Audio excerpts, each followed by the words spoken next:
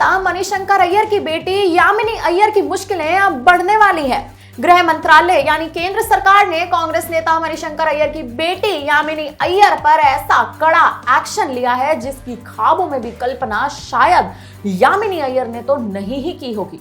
क्या है ये मामला, बताएंगे हमारी इस खास रिपोर्ट में। नमस्कार, मैं आश्रुति वोरा और आप देख रहे हैं वीके न्यूज। दरअसल केंद्रीय गृह मंत्रालय ने कांग्रेस नेता मणिशंकर अय्यर की बेटी यामिनी अय्यर के नेतृत्व में चलने वाले एक फेमस थिंक टैंक का फॉरेन कंट्रीब्यूशन रेगुलेशन एक्ट यानी FCRA कैंसिल कर दिया है। यामिनी अय्यर की संस्था पर आरोप है कि यह कंपनी विदेशों से फंड लेकर फर्जीवाड़ा कर रही है, जो अभी से नहीं बल्कि पिछले कई सालों से ये धंधा चलता आ रहा है। नियमों के उल्लंघन के चलते सेंटर फॉर पॉलिसी रिसर्च का जो यामिनी अय्यर की ये कंपनी है उसका FCRA लाइसेंस रद्द कर दिया गया है। यामिनी अय्यर की यह संस्था सेंटर फॉर पॉलिसी रिसर्च पहले भी सरकार के रडार पर थी। इससे पहले इस संस्था पर इनकम टैक्स के भी कई सर्वेस हो चुके हैं। रिपोर्ट्स के अनुसार बीते साल मार्च में गृह मंत्रालय ने CPR के FCRA लाइसेंस को सस्पेंड किया था।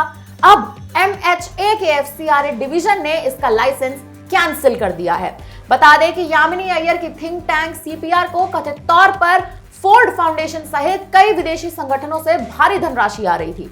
वहीं थिंक टैंक पर यह भी आरोप लगाए गए हैं कि उसने गुजरात की सामाजिक कार्यकर्ता तीस्ता सीतलावाड़ के NGO को चंदा दिया था। हालांकि गृह मंत्रालय ने साल 2016 में ही तीस्ता के NGO सबरंग ट्रस्ट का लीगल लाइसेंस सस्पेंड कर दिया था।